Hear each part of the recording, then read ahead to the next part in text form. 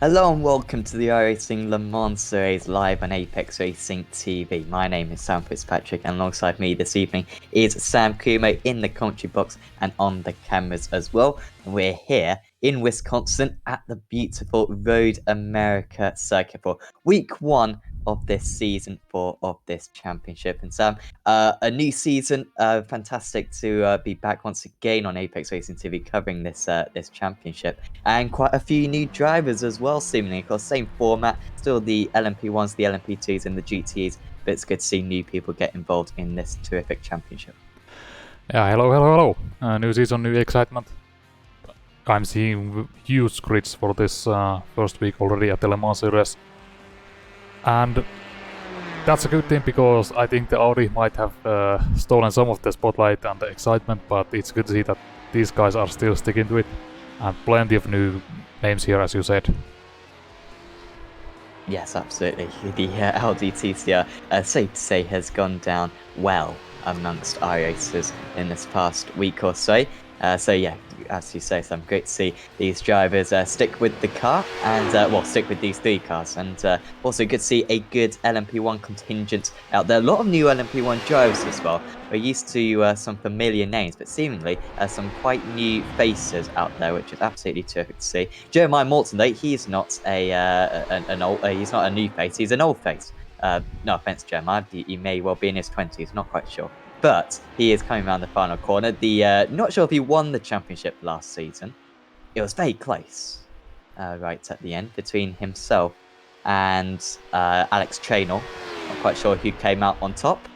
Both did many of these races. Jeremiah Morton, they crossed the line. Of course, he didn't have a particularly good penultimate corner, as you probably witnessed just a moment ago. And he's still in second place behind Marcel Grabner, who's just one of the new drivers out here. And I've only got 2 more seconds of qualifying remaining before it will advance. And safe to say, we don't have to rush here because, I mean, if you ever, listen to me around this circuit, I always bang on about the formation lap because I got a full one on this track. It's a long track. And yet we trundle around at about 60 miles an hour for an entire lap. So let's say we can take our time. Probably good though, got a bit of extra because it's quite a big grid today, which is terrific to see. On pole position then in the LMP1 category is Jose Plaguezilos and Langer. So good qualifying time for him, 1/10 ahead of Dylan Mann. Good to see him back. And then it's Ricardo Skirvon, Ruzem Baramkulov, Dorian Rikuti, Timothy Reed, Gilles Hubin, Tony Garcia, Yuka Tanio, Roman Kleurnek, Joris Ney, and Jean-Marc Dreven, rounding out the top 12 and the LMP1 judge. Sorry, actually, there's also Kevin Crosney, of course, starting in 13th place. In the LMP2s, we've got Marcel Grabner on pole position, Jeremiah Morton in second, that's Tyson Meyer, Philippe Cascol, Christian Pereira, Pascal Umhofer, Edward Lack, Philip Hayes, Friedrich Pochez, and also Mikel and Entienne, who did not set a qualifying time. And then in the GTE category, very good, some very good drivers out here today. Alexander Walters, Thibaut Kazorbon, good to see him around. Also Alexander Ross and Yannick Lapchin. Then we've got Michele De Salandro, who's done very well considering his iRacing qualifying. Then it's Sven Haase, Patrick Richter, Bohan Newman, Daniel Sinker, Dominic Push, Dennis Grabowski, Nicholas Aksov, Andreas Jochimsen, Mikael Lamoureux, Orlean Verscher, Kieran Peace, Richard Hounslow, Kevin Oval, and Dennis Neidhart. That's the 42 drivers. And I must say, if the drivers haven't got any better these past 2 years, I think my pronunciation of their names has got marginally better. It's still quite poor, which really does show the level it started out at. But now the formation lap is getting underway. The drivers quite eager to pull away. And I mean, this Road America circuit, so I mean, it's just fantastic in whatever we do. We had the BSR MX5 Pro Series around here recently, of course, in the MX5 cars, and that was great entertainment. We had we've got GT3s around here in Sim Racers World GT Championship next race, and also we've got, of course, multi-class racing right here. It just fits whatever you care to take around here. It's a very flexible track. I think only thing that it doesn't perhaps suit well is slower speed cars like the Skippy, because at that point the straights feel really long. But yeah, you got plenty of straights, plenty of drafting opportunities. I'll be interested to see how the Audi TCR handles here. I don't remember if the ARL TCR will be running this. We might be running, I'm not sure, but what we saw at the branch hatch at least, that even if the car is not particularly fast, it does still create a huge amount of racing with the drafting that you can do with that car.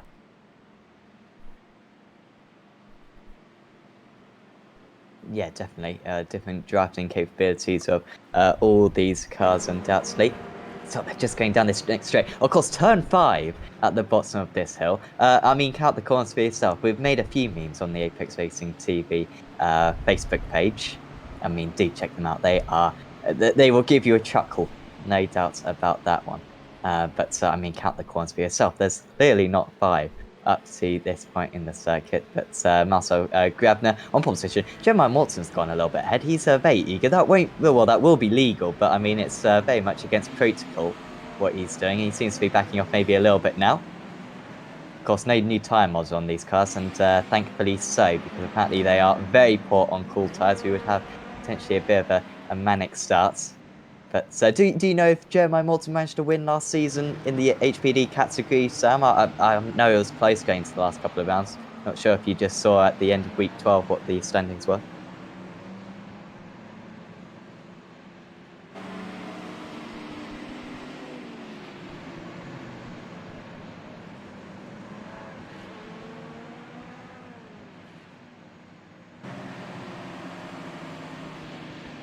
Yeah, I remember you won at Daytona by something like 20 seconds or something. It was quite a dominant display from him on that occasion.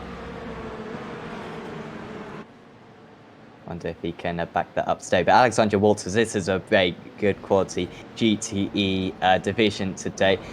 He's starting ahead of T-Bot, Kazorvan, Alexander Voss, and Yannick Lapchin. All 4 of those are pro drivers, I believe. In fact, actually only bosses, but certainly Kazorban, I mean 8.6k iRacing, Walters 7.6, and Lapchin 7.4. Also, Sven Haase, who I'm not too familiar with, he's up at 8.8 himself. So some incredibly quick drivers out there.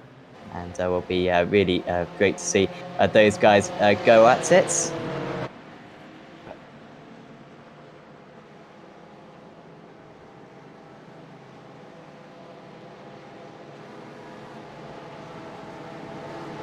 Yes. Are we live on YouTube currently? I'm just...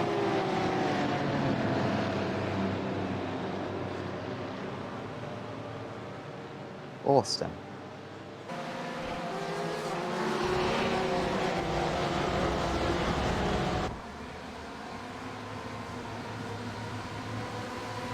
Absolutely. So here we go then. Away from the front of the field is Langer, deploying the power, and that's a very nice start for him. Man stays in second place. Bam Kulov already ahead of Ski Vine. You can see he was almost moving up into the top 2 positions as well. Good start for Joris Nays, up 3 positions from 11th on the grid. In the HPDs, we've still got Marcel Grabner leading the way. He's got a healthy lead, in fact, already over Jeremiah Morton. He's too busy trying to fight the drives of Tyson Meyer. Good start for Pierre. He gets ahead of Pascal. And in the GTE, still Walters leading the way. And look at the gap he's pulled straight away. It's not necessarily the circuit that you want to start in first place now, because you're a bit susceptible to the draft in this first half lap or so, as Tanio has a spin round, and we've got a couple of other cars round. Will they be able to sort themselves out before the HPDs come? Yes, they will do. So nice job there from Jevon to get back going the right way.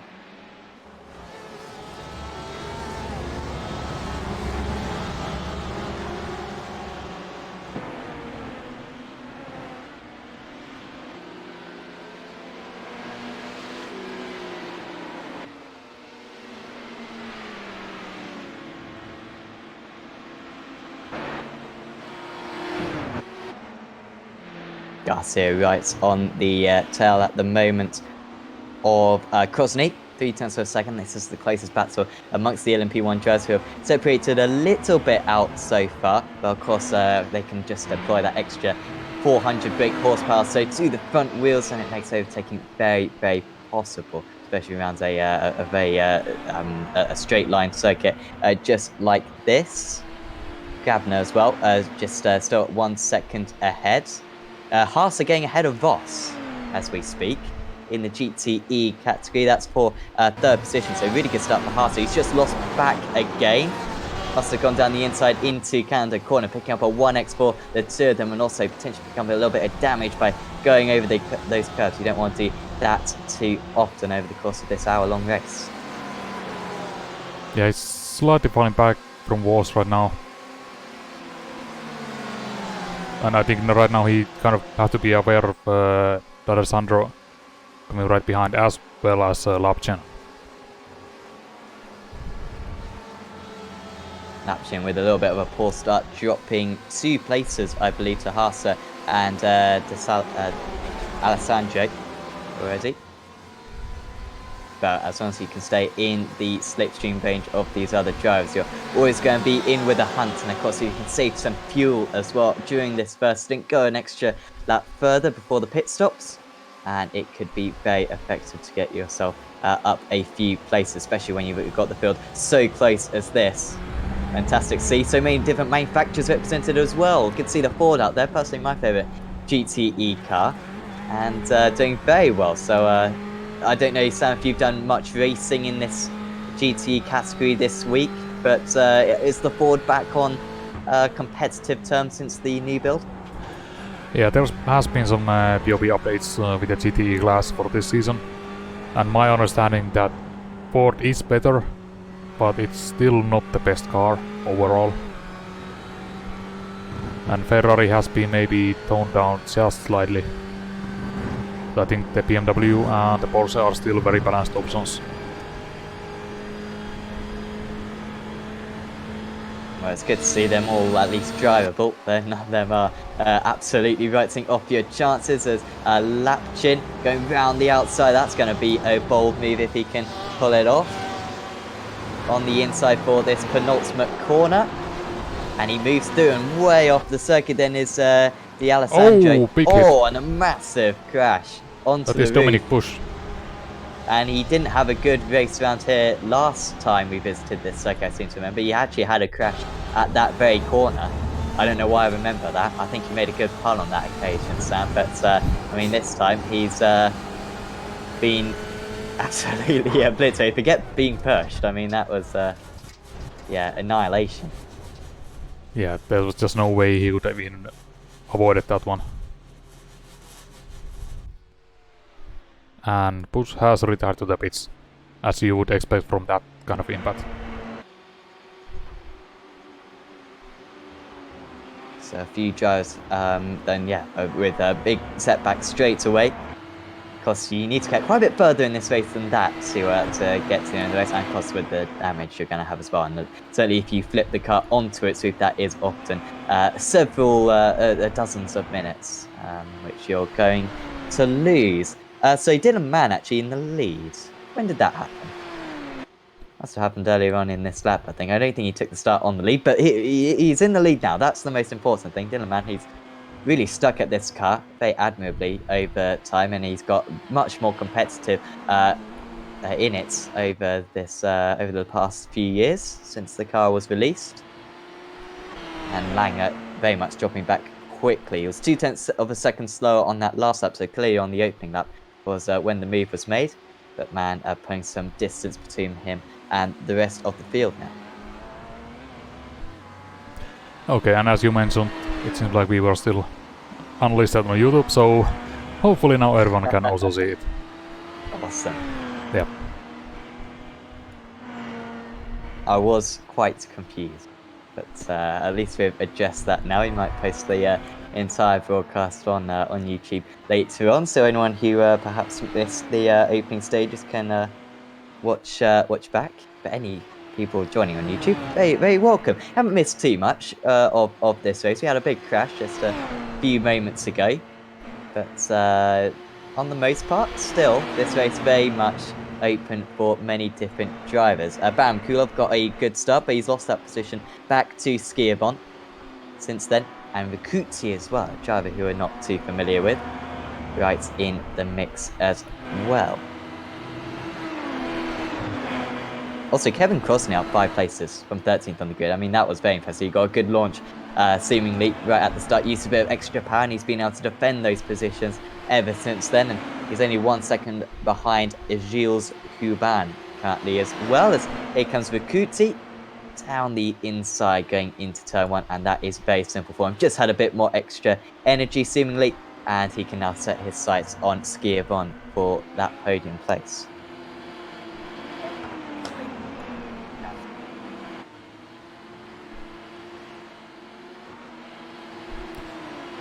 Seemingly trying to come back straight away, but here's Grabner. Yeah. Yes. There's too much action going on. Van Kuhl, he'll look to the inside, but I think he will back out of that one. But Grabner, 1.3 seconds ahead of Morton, so he's just edging it out ever so slightly. Usually we see these at P2 cars a little bit struggling to follow one another. But Morton right now isn't really close enough to feel the effects of the turbulent wake of the car ahead. He's 1.3 seconds behind the LMP2 race leader. They are staying very close together. I'm just wondering, are they teammates? They do have very similarly colored liveries. No, they are not. But it's yellow/orange anyway, so easy to confuse. Is there a form where drivers can input their details? Yes, there is the SDK app that you can use to enter your team photo and basically the details that will then be picked up by us in all of our broadcasts. That's basically how Johan entered his fancy photo during the last season streams.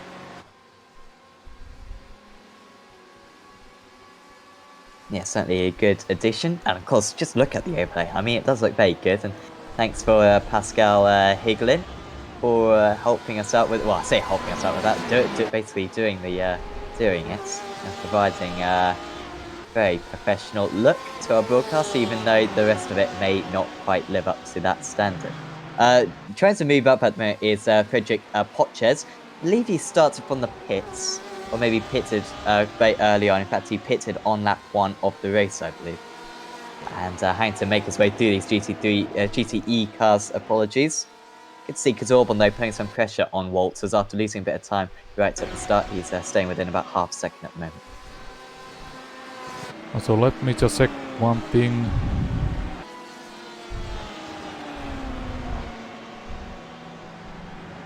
Checking Dalman, he's coming through the traffic right now.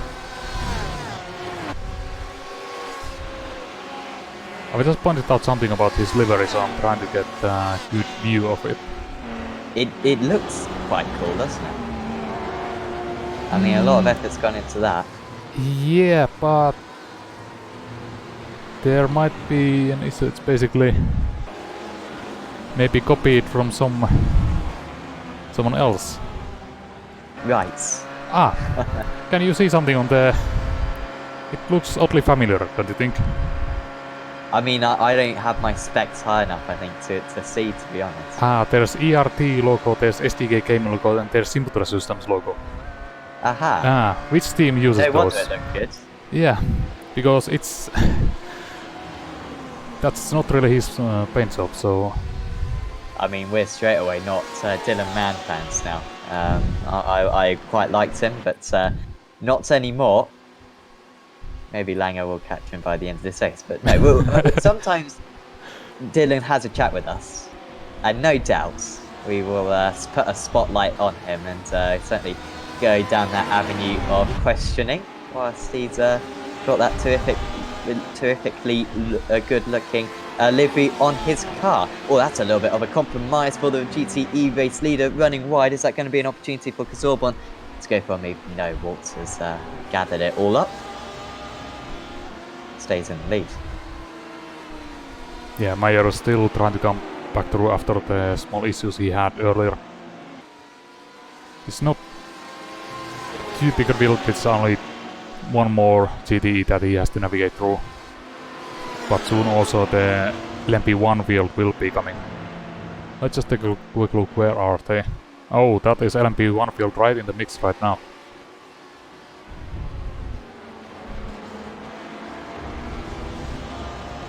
Let's see, number 10. Our favorite view. Yes. Let's see how Jorisne handles this one. Always boggles me, at least, as he's about to pass Kieran Heath of Tech Sense Pitstone Motorsport. But always staggers me how just consistent these drivers. It's controlled chaos where they're just swarming in and out. And at the moment, of course, this isn't too crazy, but you just see the overspeed they've got. So much more power, double the amount of power pretty much when they're deploying that electrical energy. To get a little bit interesting, but around this circuit it's not quite as bad. You've got kind of corner and then straight and then corner and then straight, so it's not quite as testing for these drivers. Nate finds the inside line, and he hasn't lost too much time so far through this traffic, so he might be able to close in on the drivers ahead, who are currently sitting 5 seconds ahead of Tony Garcia. Now this is working really well for him. He's basically able to avoid most of this GT traffic and making the moves on the straights. So that is just, I think, 2 more cars on front of him, and then he is pretty much clear. And the LMP2 field is nowhere near. Yeah, he's yet to pass 5 of the GTEs, but these 5 GTEs are relatively spread out, so should not be too difficult. Gets a little bit held up there, but will easily go around the outside. I say that actually. A little bit unaware of what the Porsche driver of Yannick Lapchin was going to do there. And it does just compromise him a little bit through the carousel. Yeah, and right in is just this pack of leading GTEs, and I don't think they will be doing any aggressive moves here because they have their race, but they are not super close each other. We have action in the LMP field for the 6th place between Reed and Huben. They just swap places, I believe.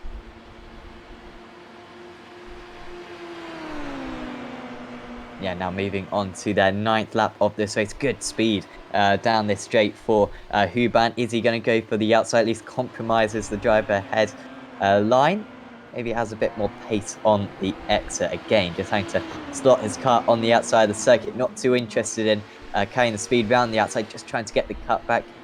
And of course, if he wanted to, he could probably go past. Just deploy a bit of extra energy. But obviously that would leave him very susceptible to be overtaken later on in the lap. Once again, he gets very close and he's going to go to the outside. Again, a lot of overspeed this time. He might go all the way round. Needs to be careful of that off-track area, because it can get a bit bumpy out there as you exit and rejoin the circuit. And Huban, instead of attacking now, is under pressure from Tony Garcia.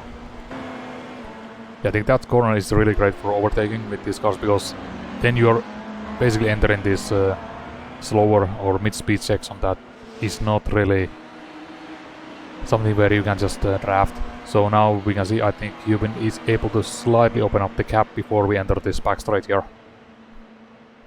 And Garcia, Timothy Reed is able to open up, and oh, now they are under the LMP2 traffic, so this might get interesting here. Huben is able to get by, Reed is slightly held up, and Garcia is just following Reed here, not losing any time at all. Yeah, all changed very quickly. Also getting quite close, or it was getting quite close between the 2 LMP2 leaders, as I think these 2 are going to go side by side again. Morton got very close to overtaking Grabner, but still 7/10 of a second behind at the moment. Here comes Garcia, and he's going to get past a little bit of a difficult few corners right there for Timothy Reed. Loses a couple of positions, now 3 places down on his starting place. See Garcia struggling to make the move on Morton just ahead of him. No, sorry, is that Morton? I guess it's Meyer. Yeah, Meyer. Running similar liveries, despite being for different teams. Meyer, part of Geodetic. Yeah, lost a little bit of time there, but no major issues otherwise. It's getting very close in the GTE field here for the second place. Haase moves ahead of Voss. He almost got past Voss earlier on in this race, but he has well and truly made it this time, and straight away sets his sights on T-Bot Kazorban for second place. That Ferrari ought to have a little bit more top-end speed, unless the BOP has significantly reduced that. Moving alongside, another driver who's just trying to get the cutback for one of these several left-right parts of the track on the inside. But the Porsche, as long as he has the inside for this next right-hander, will certainly have the advantage as the track narrows ever so slightly upon exit. And now they've got the LMP1s to deal with as well. Voss is very deep on the brakes. Just about avoids the driver ahead as running wide was T-Bot Kazorban had to go well offline. But fortunately for him, Haase's line was a little bit compromised as well on entry. And these three losing each other quite a bit of time. I wouldn't be surprised if Lapchin gets involved in this one as Walters pulls away out in the lead. Yeah, Walters is still... Is that about 3-second gap that he has? Just under 3 seconds. Let's see what kind of lap times they have been running. Walters is still fastest as these guys are losing a little bit of time with this battle. And now Kazorban is really close, and considering I think the Ferrari should still have the advantage on the straight line speed compared to every other GTE car, so I think we can see a move here at the end of this main straight. Straight away, defensive is Kazorban. Not the widest circuit this by any means. Means that it's quite easy to defend that inside line, almost contact at about 180 miles an hour between the Porsche and the Ferrari. Good cutback there from Haase. The moves isn't going to be done, but it's almost complete as Kazorban is miles off the circuit, and that's going to lose him 2-3 positions as Jack Lapchin sees that opportunity. And that was really unfortunate for him, just seemed to drive the car too deep into the corner, trying to carry so much speed just to fend off the driver who was on the inside. Yeah, let's see, did he touch the grass on the braking? No, it was just running too deep in the braking zone. And Lapchin was really lucky to avoid that.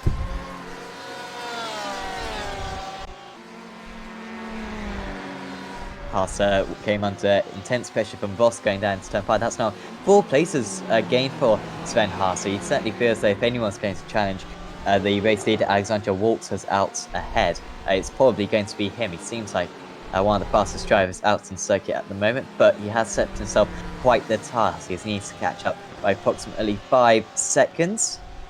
Challenge for this race victory. Morton again getting quite close to Grabner out in the lead of the P2 drivers. That is why, because they're going through traffic.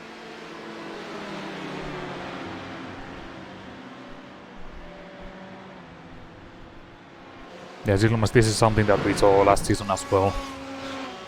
The GTEs and LMP2s are kind of stumbling over each other because the pace difference is not that huge compared to, let's say, LMP1s.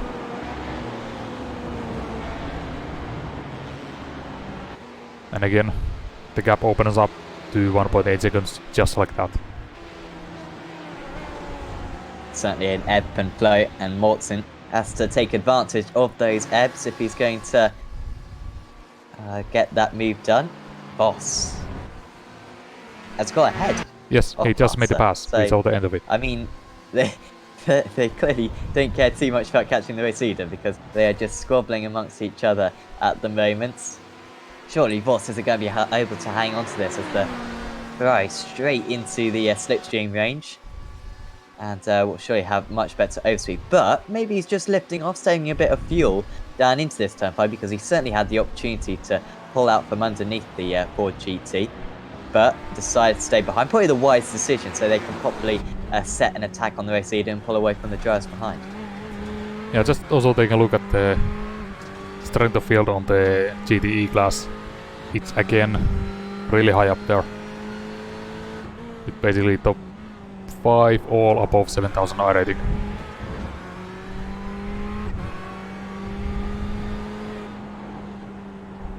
I mean, personally, as someone who never been able to get more than about 4.4 KI rating, and that was me absolutely maximizing my potential, I think. I mean, over 7K is pretty, well, it's alien, isn't it? Let's face it. Of course, you're from the country that knows most about aliens, Sam. I mean, some of the stats from here, the fact that there's only about 100 of you on iRacing, and yet there's there's about 7 or 8 different pro drivers. I mean, no offense to you, I don't think you're exactly helping the nation when it comes to that stat, but I mean, it's pretty mad what they've been able to achieve in the sim racing and real life world. Yeah, I think like the World Cup of iRacing, haven't really followed it, but it's mainly down to just the guys organizing the practices and setups and everything.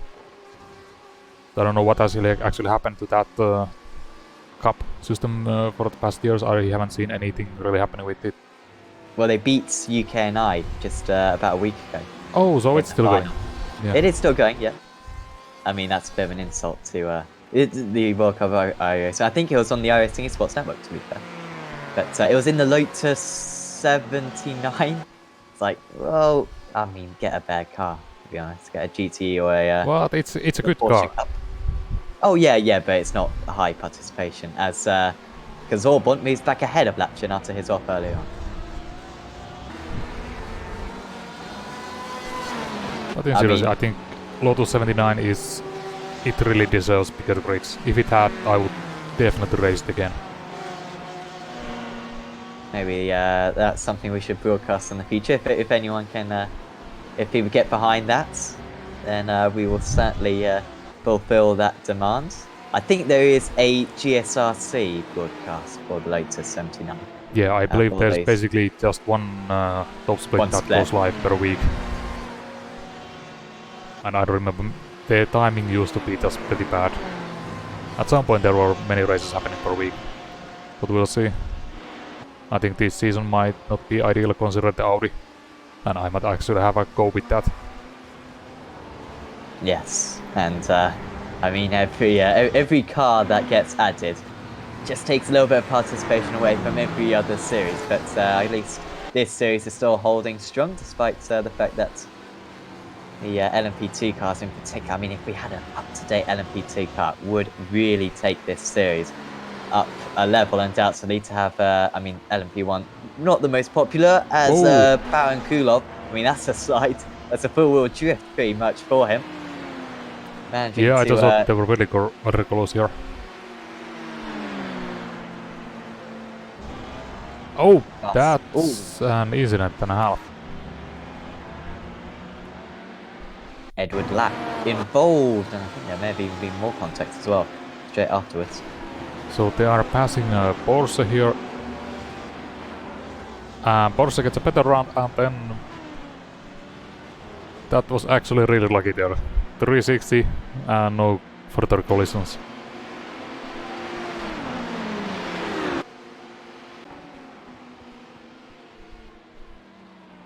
So Lack not having to, well, I say he's not gone straight into the pits. Of course, he missed the pits by a few yards, but seemingly will be able to finish this race.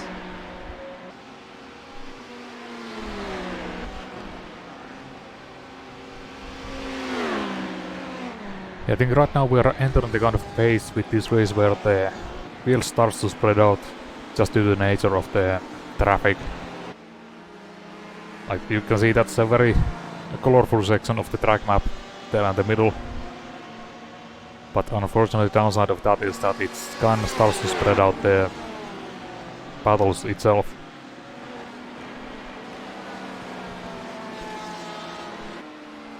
Yes, as maybe the pit stops come into play, you could see the drivers creep up a little bit. Of course, if you've been involved in a battle for the first half of the race, you may well have saved a bit of extra fuel, staying behind another driver that can get you an extra lap of fuel, which could be advantageous. Yet to see anyone go for a big undercut. Maybe Tyson Meyer has maybe done that, but that may have been for repairs earlier on. I'm trying to see what that... Oh, those might have been early on, so... I don't think I mean, this is a high fuel consumption track, but it might be still a bit too early for a pit stop as Umferfer comes to the pits. One of the better names out there, I must say. We had some absolute bangers last season. I can't remember what. Well, it was Rommelfanger, wasn't it? Rommelfanger, which was a superb addition to the series. Yeah, taking a look at the condition of his car, and I think this might be actually a planned pit stop because I cannot see any damage at least. Yeah, looks absolutely fine. And here's an unfortunate LMP2 driver in a whole lot of traffic. Of course, this is pole position for Etienne. He had issues earlier on, but he's trying to overtake these guys. Will he go to the inside? That's going to be brave. Or as the LMP1 comes down the inside of the paradigm. I thought the Porsche had outbraked himself, but it was not the case. You're just waiting for other LMP1s to come around the outside. That's going to be brave from Etienne. Did the wise thing. This is Newman that he's currently watching. He's had a good race, and then going into the kink ever so difficult, not flat out for the HPD when taking it at such a cute angle. Must say, I think if they use the bend circuit, which goes left and then right just before that, just before the kink, might be a better configuration for multi-class racing, just so that you're not squeezed quite so much through that corner. But Etienne gets through nicely, and he's got 5 more cars to overtake until he's with the rest of the HPV cars. Yeah, and he's currently also getting blue flag from Pascal here, as he is about to get lapped.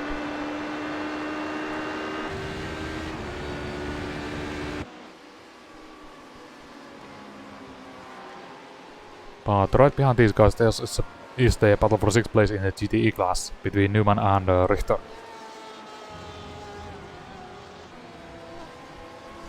Yeah, like I said, Newman with a decent race so far. Richter losing 1 place, I believe. Oh no, in fact, actually losing no place because so far, remarkably, we've only had the 2 retirements. We've had Di Alessandro and Push, who crashed into one another.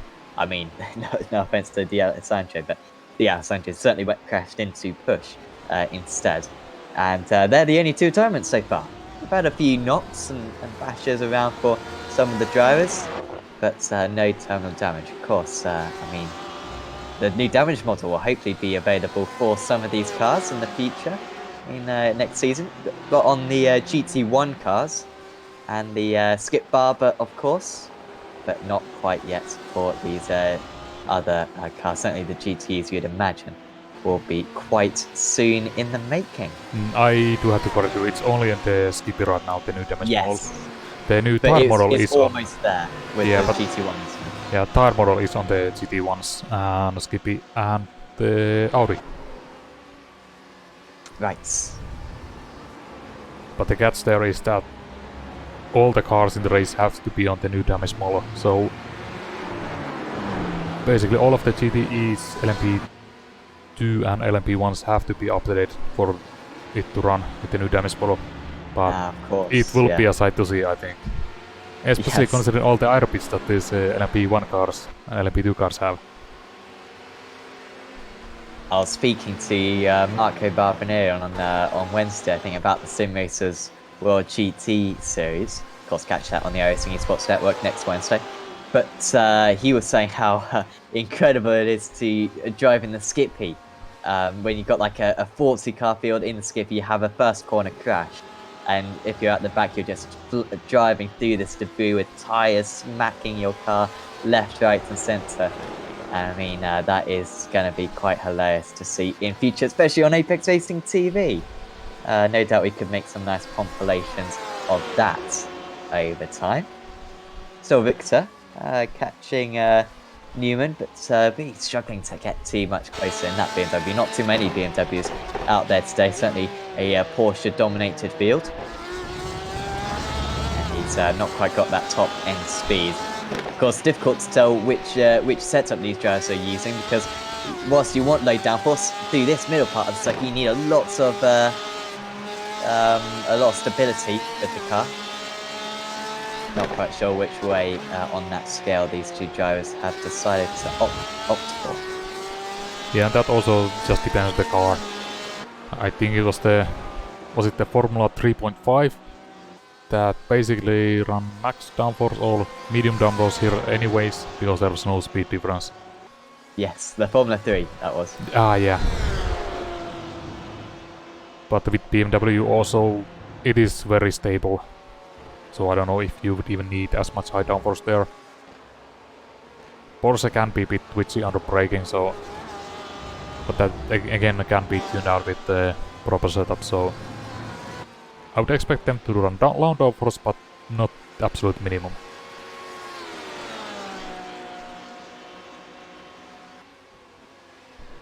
As we are just passing the halfway point of the race, and only pit stops that have really happened have been in the LMP2 class. Yes, and well, of course we were saying earlier on how I think it was, not sure which pit stop it was it Umhofer who came into the pits, and we saw the states of his car, and it seemed like it was just a scheduled stop.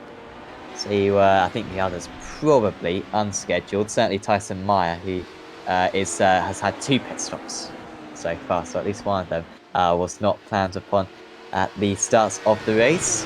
Gabner holding on against Morton. He gets within half a second and then seems to drop back again.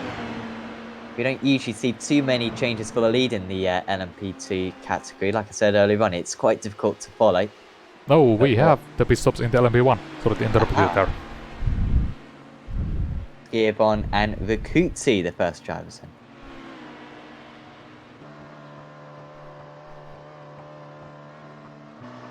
Ah, they are teammates.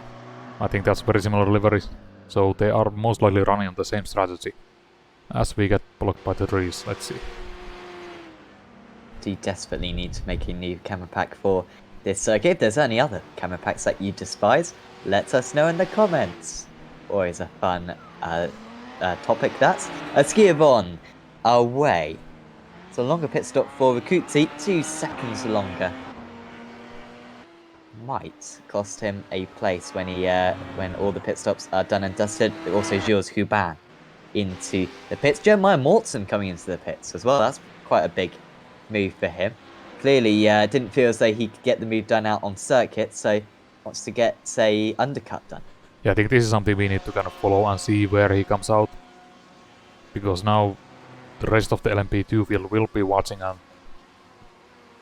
seeing whether they need to actually react to what Morton has done here, but I think this is not quite working out for Morton. He's right there in the traffic.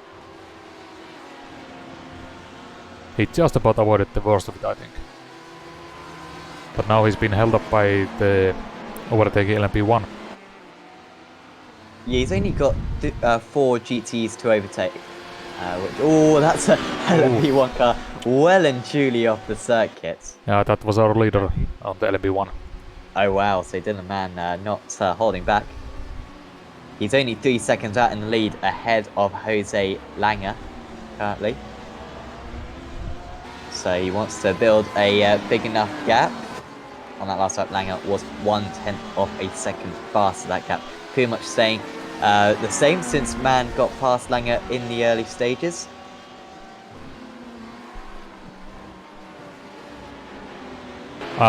Grabner reacts and comes into the pits right away.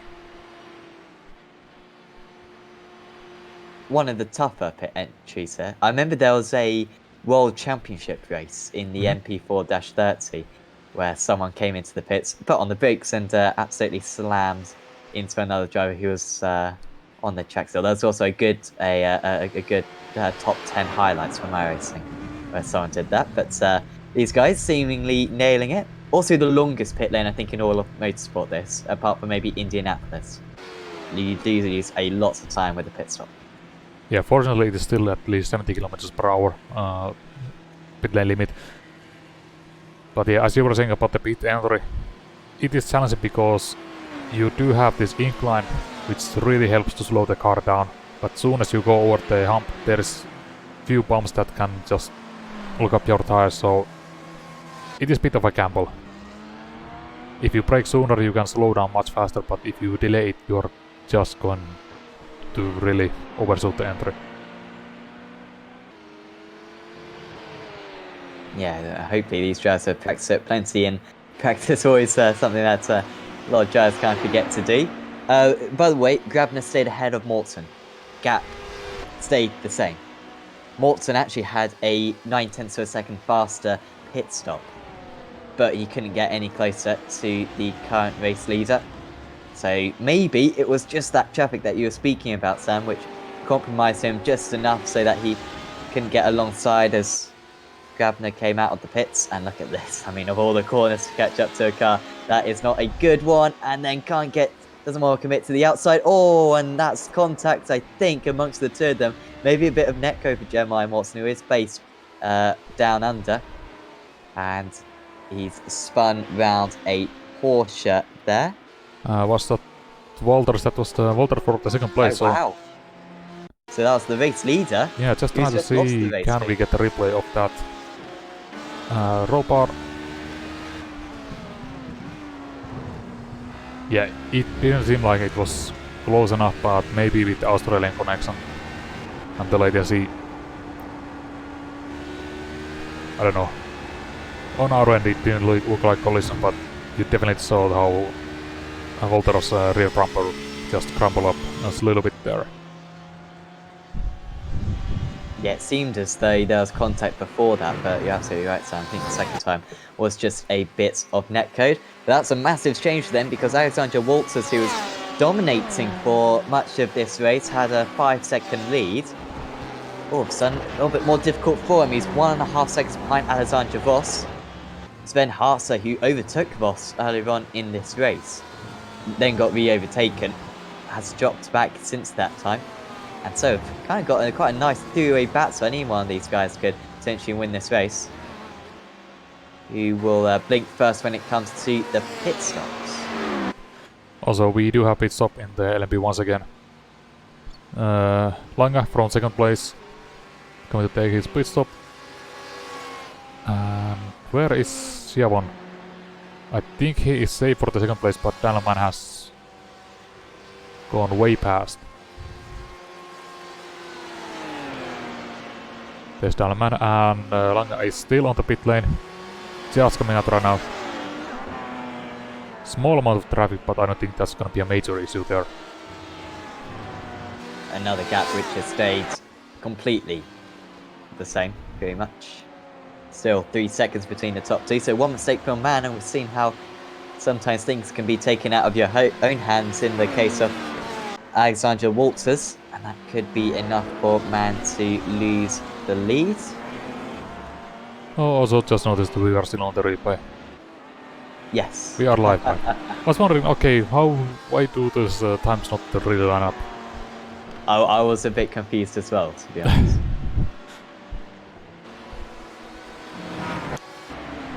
But this is still really close with these teammates here.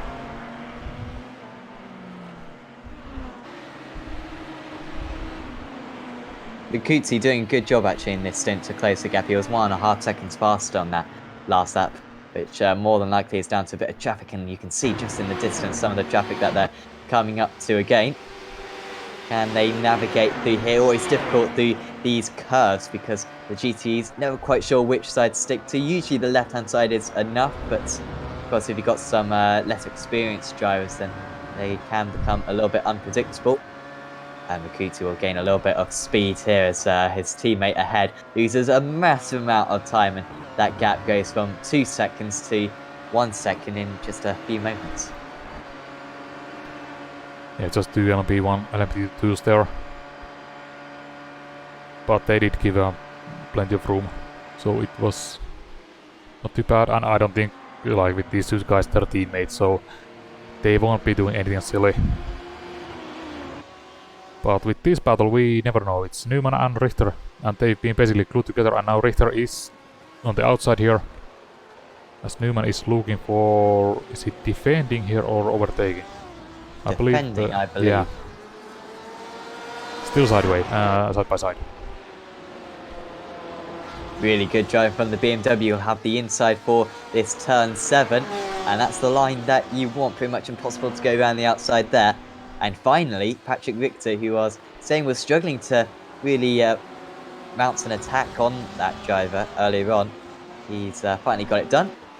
And he is up a place. So, of course, with the pit stops going on at the moment, it's a little bit difficult to say what position this will turn out to be, because these two guys yet to pit, whilst Gazorbon and Lapjin and Sinker and Peace, those are the top 4 of the drivers who have pitted already. Alexander Voss actually approaching the pits now. Will he come into the pits? He was involved in a bit of a tussle earlier on, so I imagine he saved a little bit of fuel. As he come into the pits in that Ford GT, yes, he does. Pretty much all these cars have the same fuel consumption, of course, as is exhibited as towards a Porsche and Ferrari all come in at the same time. Yeah, I would expect everyone will come in. Oh, that's getting close. And Newman almost missed the pit entry because there was a LMP1 overtaking him from the right side. All the GTs coming in who hadn't already.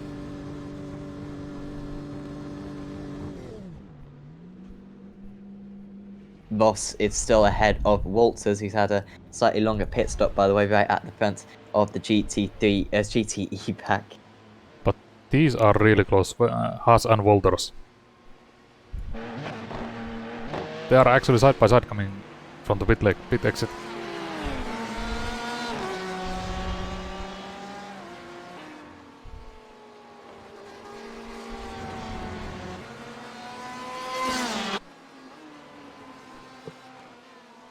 Not being able to make a proper move there was Haase, but he wants to at least stay right in the tracks of the driver ahead. They're now 3 seconds behind Voss, so they've lost about a second during the pit stop period.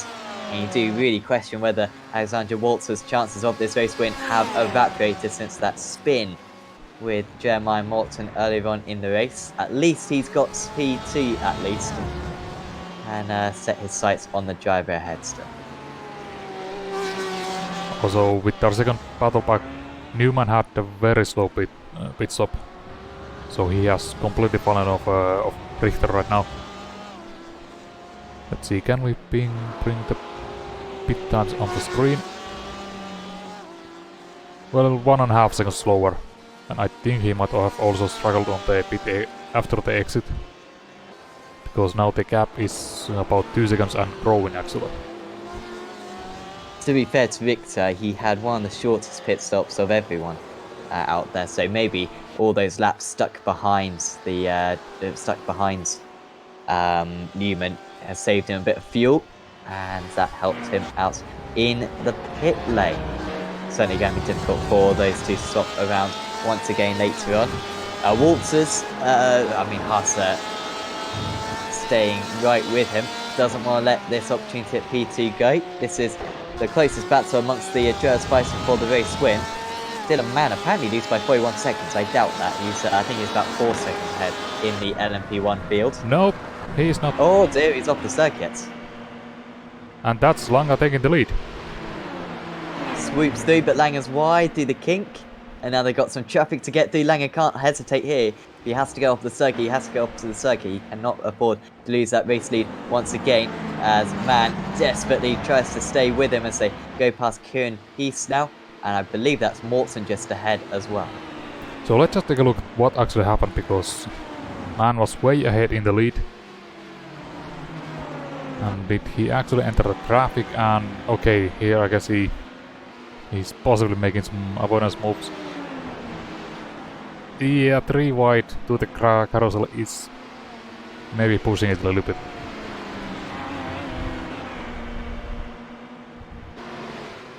And there he just lost the lead. He had one hand on the winner's trophy, it seemed, did Dylan Mann. Now got to start all over again. He's been leading by 3 is seconds again off the track. here. I think he went off the circuit at that corner earlier on, or not that corner, but down that straight earlier on as well. You can see how Lange absolutely pulling away and has got clear space in front of him. This is when he's really got to build that lead as big as possible. Great opportunity for him to take this. Don't believe we've ever witnessed him win one of these races. We've seen Mann win one of them, I believe. This would be a very good result for Jose. Yeah, Lange definitely driving the cooler head here, thinking about these moves and not really taking such an extreme risks.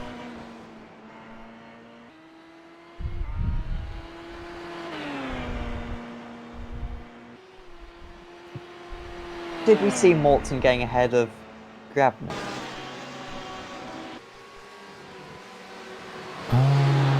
That's a good question.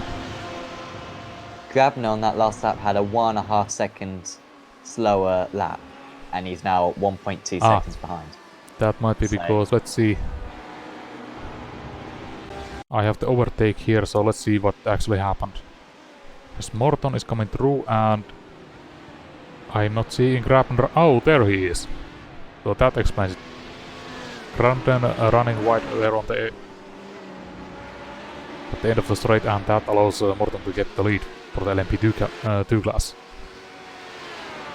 It was a long way off the circuit. I don't quite know how he managed to end up there, but must have really messed up the braking zone. So yeah, Morton leads. So we've seen now. That's in all three classes. We've seen mistakes or kind of issues for the race leaders, which have lost them the race lead. Great to see so many close battles out there for the high up positions. Very costly there for Marcel Grabner. He's 1.6 seconds behind, and these two seem to be pretty much completely evenly matched. Morton, of course, had a bit of a tricky second half of last season. I was saying how he may have won the championship last season. We're not quite sure. It was either him or Alex Traynor. But for the second half of the season, he was struggling quite a bit, and particularly in this split, he was struggling to get in the top 5 on multiple occasions. But much better effort out there. Maybe had a week 13 off, driving the TCR car, and he's come back this season refreshed and seemingly driving back to his best again.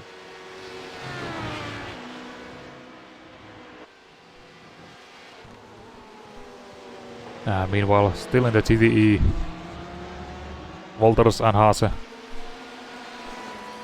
just cannot get away from each other.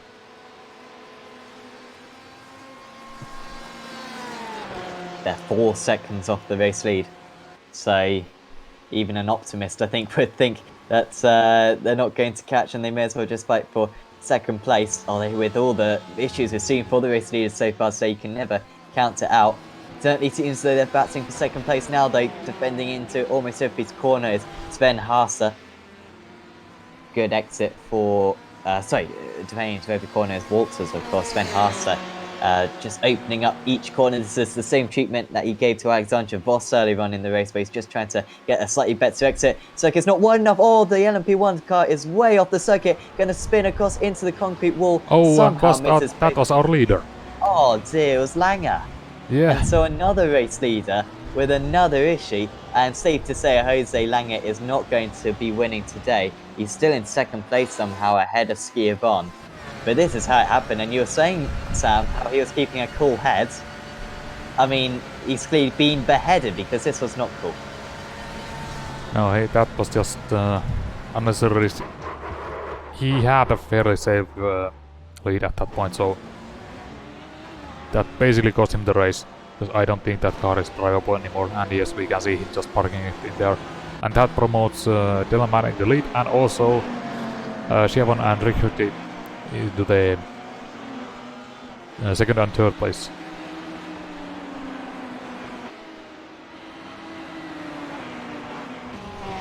But let's go back to this battle here. Yeah, Haase on the outside again. Getting a bit of oversteer through that penultimate corner.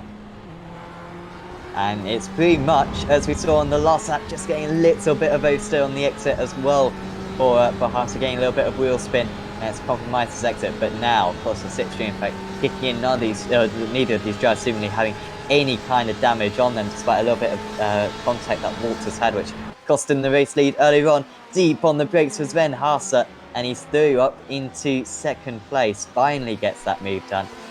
But I don't think that's the end of this battle. No, Walters is right up on him this straight here. They're just letting the LMP2 by, and I don't think that's really costing them any time.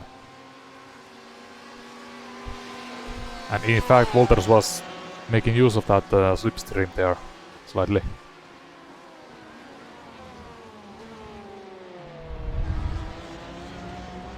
Oh, that's a little bit loose on the exit. Yeah, kicking up some dirt for the Porsche, the car number 4. Walters, who's extremely high. Oh, it's a driver who I haven't really seen too much of in the past, but 7.615 iRacing. 1,000, of course. He's in four digits. But not a world-class, not a World Championship driver. Only one World Championship driver out of this whole field. Of course, Alexander Voss, who is leading the GTE field as it stands. But I have no doubt that a few of these guys will be going for pro for next season of the GTE Championship. Do you know when that championship starts up again, Sam? The qualifiers for next season. I have no idea, but I know it's just about. I believe it was the last race, or very close to it. I think. I mean, the season is all basically over. Yes, I think Coanda won every round, which is pretty mad. I don't think they run. I don't think they won every run. I thought they won 5 out of 5 in the GTE Championship. But yeah, GTE maybe. Yes. I was thinking about the Porsche. WRC, right. Yeah.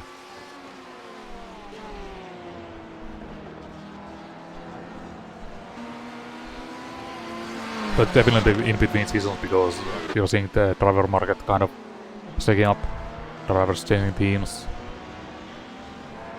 and so on. What's happened to Hase? So suddenly he is nowhere. Oh, did he get disqualified? That might be a good shout. Yes, that is 18 incidents. Although it's also showing 24 Walters, but we are maybe a bit more harsh than the iRacing itself. Unfortunately, there's nothing on my screen on the in-race kind of chat thing on iRacing, which says blah blah has been disqualified. But I think that's probably the most likely thing. Quite easy to pick up 1Xs here, of course. Just dip a wheel onto the grass, and that is a 1X for you. Yeah, this is typically not the most difficult track where you would get the incidents, but always it's a multi-class series, so you kind of also tend to get the 4Xs and 2Xs.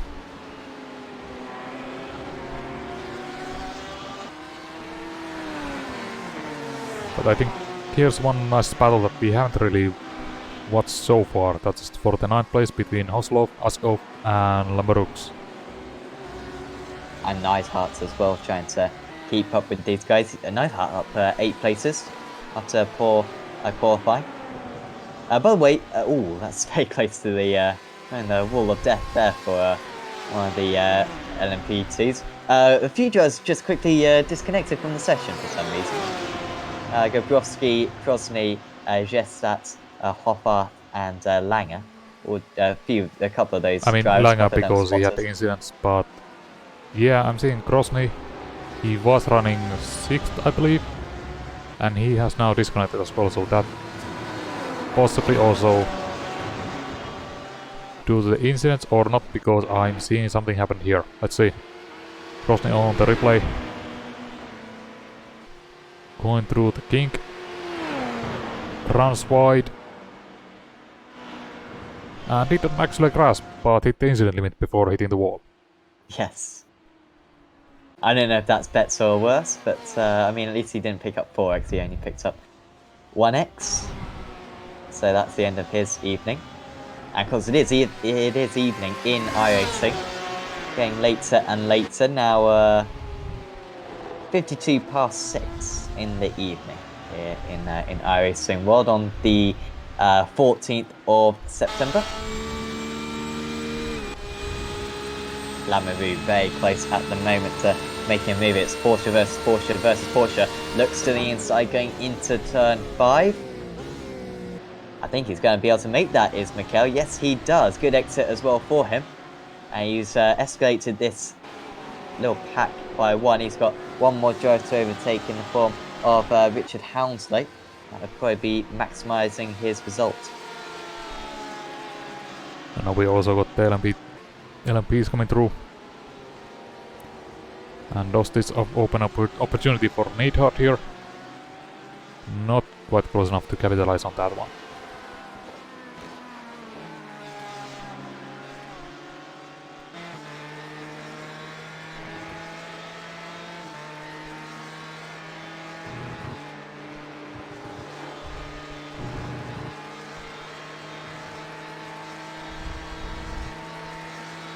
Of course, all these drivers getting the slipstream on one another, not really anyone with a particularly big advantage. We are approaching the last couple of minutes in this race. 2 minutes and 45 to go. The race leader, Dylan Mann, is about to start his 34th lap. So we're actually going to squeeze in, I say squeeze in, we'll quite comfortably get 2 more laps in. And crucially, Mann should be able to catch and pass that pack of drivers that we were watching before. So they'll only have 2 laps to go rather than 3. So last 2 minutes starting very soon, so let's see where can we expect some moves to be happening. The LMP2 field is pretty much set, LMP1 field, sorry. It's pretty much set. I don't think there's major moves happening with the teammates here. They are about 2 seconds apart, so I think that is pretty much stable there. What about LMP2s? Also here, kind of calm down. The closest one is really with Hayes and... with the Pascal and Meyer, I believe.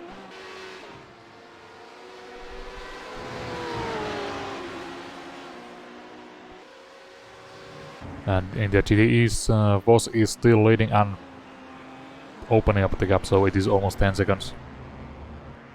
I think it might be 10 seconds after this lap. Walters must have had a bit of a poor lap this time because he was only 5 seconds behind not too long ago. Maybe having to save some fuel right at the end, although he did take a decent amount of fuel at his as one and only pit stop. Let's see what this time is. He's usually in the 59s. This time he is a 2-minute .29, so actually not too bad for Walters, but clearly a couple of laps ago made a mistake or something. So his headlights become more and more prominent as the lights here, and yeah, Elkhart Lake of course drops. Yeah, we've had new lighting effects for this season, so it's looking really nice around here. And you can see, like, I think if we go on board, that's not on board. Here we go on board, coming through here, and then we turn onto the bridge. You can see the fading sunlight coming through the bridge. And actually at this point the sun has set so low that we can't even see it anymore. Certainly recommend looking back at say any of our broadcasts about a year ago and just compare the graphics compared to then and now, because whilst I wouldn't say there's been massive upgrades in terms of, you know, you wouldn't necessarily think that there's been a massive improvement. It really does look quite different, especially with this new lighting that iRacing have got very recently. It does look quite spectacular now. It is great to see, certainly rivaling other sims in an area where maybe they were lacking in the past. Last lap though for... Wait, is it last lap? No, it's not the last lap. It is... Oh no, it is the last lap. It is. Dylan Mann then.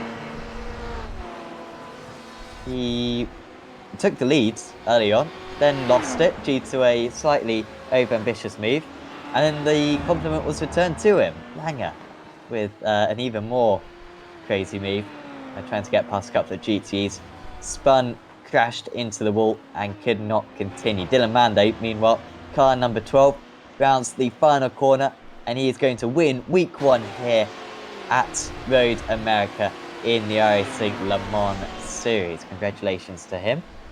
Next class winner across the line will be Jeremiah Moulton, although he's a while to go. Are there any other battles going on? Lapchin finished in 4th place. as this is a run to the line between a couple of the LMP1s. And that is it's Timothy really taking the 9th place. Yes. Oh, sorry, 8th place, I believe. Deploying all the energy he had available. You're absolutely right. 8th place. He just got past Clay. Yeah, just got past someone. Clay apologies. And a few of the GTs have already crossed the line because they were an extra lap down. So only Ross, Walters, and Kazorban are still running in that GTE category. It is Jeremiah Mortson. Starts a little bit further down the order, but he's done a brilliant job since then. I say that, he's started 2nd place, but he's done a brilliant job as Jeremiah Mortson to take the lead when others made mistakes, when Grabner had an off. Here comes Jeremiah Mortson. He wins in the LMP2 category at Road America, back on the top step of the podium for the first time in a while in this broadcast. And in the GTEs, Yannick Lapchin has just crossed the line. Oh, sorry, apologies. Alexander Voss is the race leader. Lapchin crossed the line, but he's only down in 4th place. Here comes Voss. He's 10 seconds ahead. He needed a bit of an issue for Alexander Walters earlier on in this race to take the lead, but since then he has been superb. Alexander Voss wins the GTE category here at Road America. Walters and Kazorban rounding out that podium.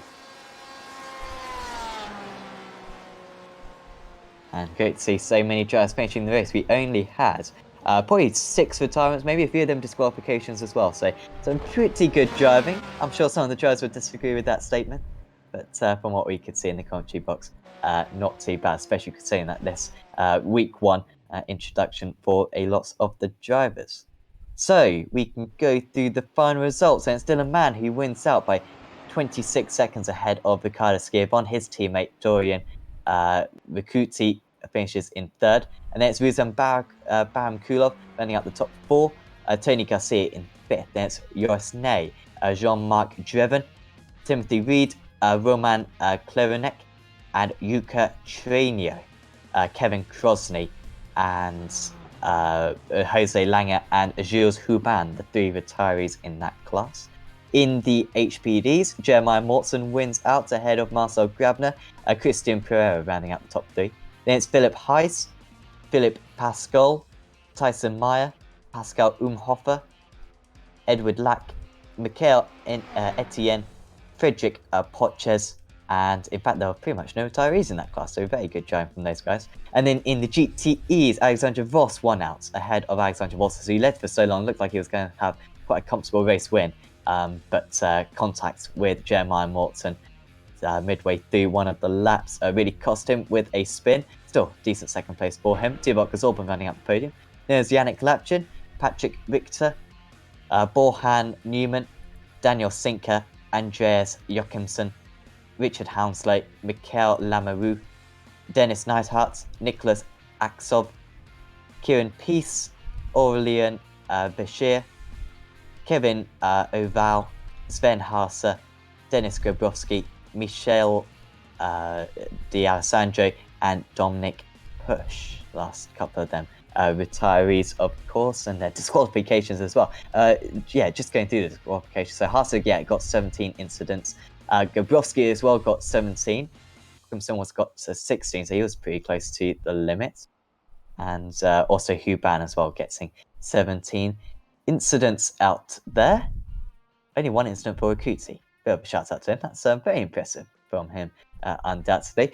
We will, will we have any interviews? We will have an interview with Dylan Mann, who of course was our LMP1 class victor and overall victor as well. Congratulations, Dylan, but that was, I mean, when you had that little bit of an off during the traffic, I mean, you must have thought that maybe the race win was in a bit of jeopardy. Yeah, I thought it was gone at that point. I mean, I've not really been pressured or race, but he was 4 seconds behind, 3 seconds behind constantly, and Jeremiah and the carousel just sort of pulled out, and I thought he was staying back, so yeah, it was pretty scary, but yeah, it came off in the end. Absolutely, of course, a bit of a week break. Did you do What did you plan last week on iRacing? Did you do any of the Week 13 special events, or did you kind of get to work on preparing some setups for this season? I've had a few wheel issues for the past few weeks, so I've not really been able to do much racing. This is probably my first race in 4 or 5 weeks, so it's nice to get back out there. Absolutely, and I'm not sure where we're visiting next week, but I think it's Monza. Monza. Ooh, okay. Is that one that you enjoy? Kind of similar to this, I guess, with the long straights, but I guess one that you got quite a lot of experience around as well, because we visit that track most seasons in this championship. Yeah, I mean, Monza's pretty simple, but the Audi should be pretty strong there. They're dribbling a big car for that, and we'll see what happens. Absolutely. Well, we wish you the best of luck, Dylan. Before we let you go, is there anyone you'd like to thank? Yeah, I think all the teammates at ERT deserve a shout out for the setup. It's really good, and yeah, I think that's everything. Awesome. Well, thanks for having a chat with us, Dylan, and we'll see you next week. Yeah, no problem, guys. See you next week. So that was Dylan Mann, your winner overall and in class. I Pretty much do have to interject there because he is not a ERT driver. Is he some kind of academy No, driver? no. Like, There's no connection to ERT there. Oh, well, of course, I was going to ask him what was going on with the livery, wasn't I? I didn't ask him that, so apologies. Yeah, I didn't want to interrupt there during the interview, but yeah, that's interesting take on it. Some mysteries for next week, undoubtedly at Monza. Hopefully you'll join us back for next week. We should be on. Some few doubts whether or not we'll continue doing this race, but I mean, if you want it bad enough, let us know. I know, sign a petition, send it to us, and we may reconsider. But just having some issues with getting people to or sorting out the broadcasting and commentary duties. But no, we'll certainly do our best job at broadcasting this series for the rest of the season, and we should be able to broadcast next week as well. So certainly hope to see you back then. Please leave a like on this video, give the channel a subscribe, check out our Twitch and Facebook pages as well, and also Instagram as well. We would certainly appreciate that. But for now, from me and from Sam, we'll say goodbye, and we'll see you next time.